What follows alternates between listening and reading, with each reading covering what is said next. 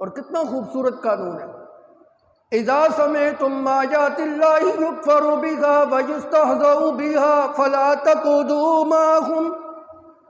علماء نے اس سے بڑے مسئلے جو ہے نا وہ بیان کیے۔ پہلے نمبر پہ علماء نے یہ مسئلہ بیان کیا، جس مجلس کے اندر شرک کی تعلیمات ہو، جس محفل کے اندر شرک کی تبلیغ ہو، شرک کی تعلیم دی جا رہی ہو،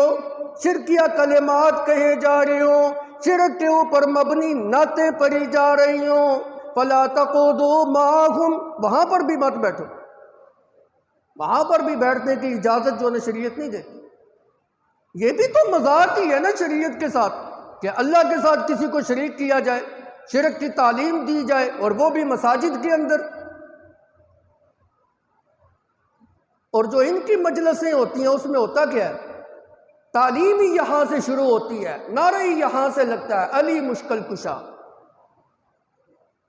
صحابہ کو وہاں پہ گالیاں دی جاتی ہیں، ازواج مطہرات کو گالیاں نکالی جاتی ہیں، حضرت ابو بکر، حضرت عمر فاروق، حضرت عثمان غنی، ان کو غاصب کہا جاتا ہے۔ ان کی مجالس میں بیٹھنے کی کہاں اجازت ہو سکتی ہے؟ بے دینی کے اوپر مبنی جو ہے نا محفلیں۔ فلا تقعدوا معهم، لیکن ہمارے دوست ماشاءاللہ ان کے کیا ہی کہنے، نام کے سنی ہوتے ہیں، ان کی مجالس تو ایک طرف نہیں، وہ تو جناب یہود کی مجالس میں بھی چلے جاتے ہیں، عیسائیوں کی مجالس میں بھی چلے جاتے ہیں۔ آپ جا کے دیکھ لیں، کرسمس کا ڈے جب ہوتا ہے، سارے اندر سنی جو نا داخل ہوئے ہوتے ہیں گرجوں کے اندر، کیک بھی ان کے ساتھ مل کے کھاتے ہیں اور لڑکیوں کے ساتھ عیاشیاں بھی کرتے ہیں۔ وہ تو چاہتے ہی ہیں، وہ تو عورتیں پیش کرتے ہیں تم کو گمراہ کرنے کے لیے، آؤ تمہارے اوپر پیسہ بھی خرچ کریں گے، کھانا بھی تمہیں خوبصورت کھلائیں گے، خوبصورت عورت بھی پیش کریں گے تمہیں گمراہ کرنے کے لیے۔ کتنا پیارا قانون ہے، جس محفل اور مجلس کے اندر شریعت کا مذاق اڑایا جا رہا ہو، فلا تقعدوا معهم، نہیں تو انکم اذا مثلهم، تمہارا حال بھی وہی ہوگا جو ان کا حال ہے۔ جس محفل اور مجلس کے اندر قوالیاں پڑھی جا رہی ہوں،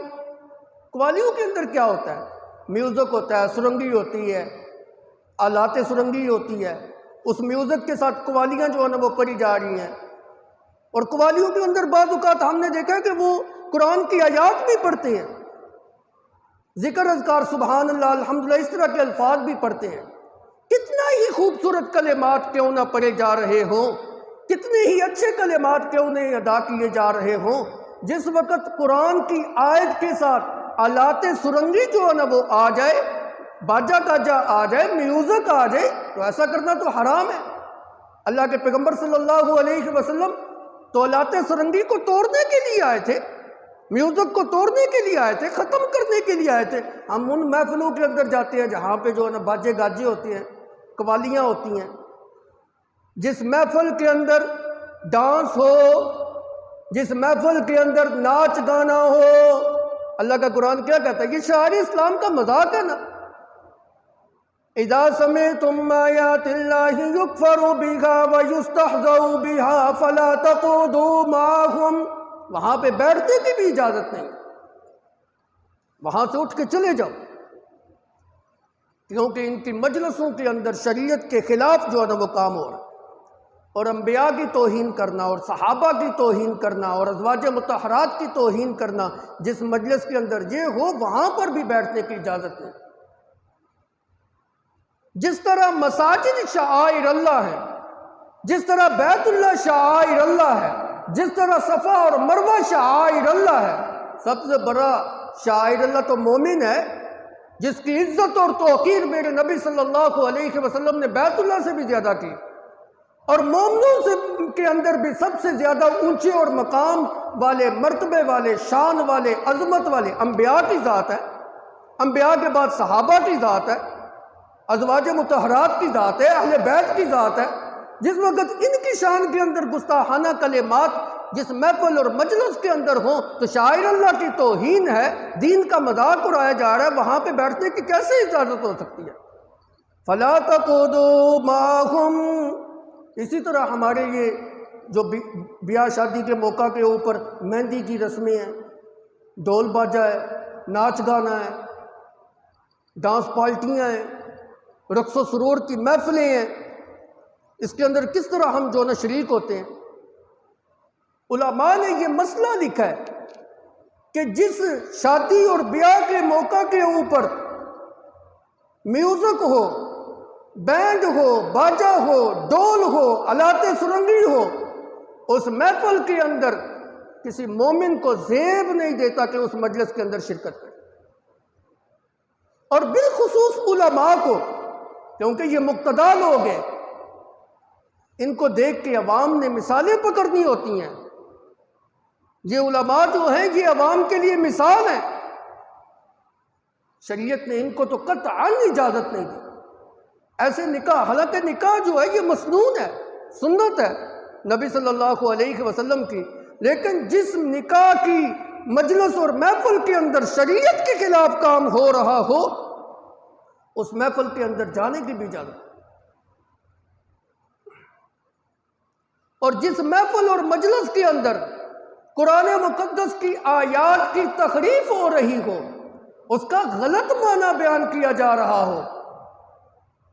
اسلاف کے منہج سے ہٹ کر معنی بیان کیا جا رہا ہو، نبی صلی اللہ علیہ وسلم کی حدیث سے ہٹ کر معنی بیان کیا جا رہا ہو، اجماع صحابہ اور سلف صالحین سے ہٹ کے جو ہے نا یہود کی طرز کے اوپر اس کے معنی بیان کیے جا رہے ہوں، علماء نے کہا کہ یہ بھی قرآن کی توہین کی جا رہی ہے، اس محفل اور مجلس کے اندر بھی شرکت نہ کی جائے۔ فَلَا تَقُودُوا مَعَهُمْ حَتَّى يَخُوضُوا فِي حَدِيثٍ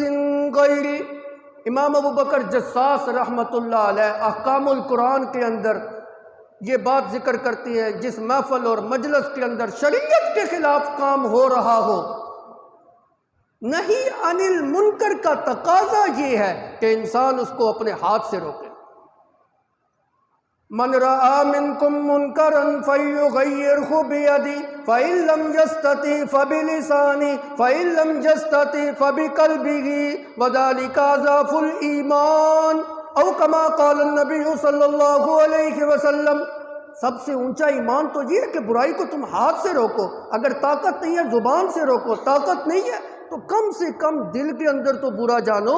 امام ابو بکر جساس رحمۃ اللہ علیہ احکام القرآن کے اندر یہ بات ذکر کرتے ہیں، ادنے سے ادنا درجہ یہ ہے کہ اس محفل سے اٹھ کے چلا جائے، اور یہ کمزور ترین ایمان ہے۔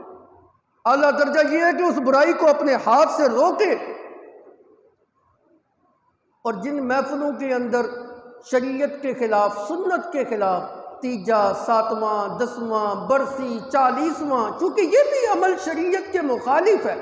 شاعر اسلام کا مذاق اڑایا جا رہا ہے، اس کو دین کا جز جو ہے نا وہ سمجھ کے یہ کام کیے جا رہے ہیں، لہٰذا ایسے مجالس کے اندر جہاں پہ ختم ہوں، تیجے ہوں، دسویں ہوں، ان کے اندر شرکت کرنا بھی علماء نے لکھا غلط ہے اور حرام ہے۔ فَلَا تَقُودُوا مَعَهُمْ، وہاں پہ بیٹھنے کی بھی اجازت نہیں ہے۔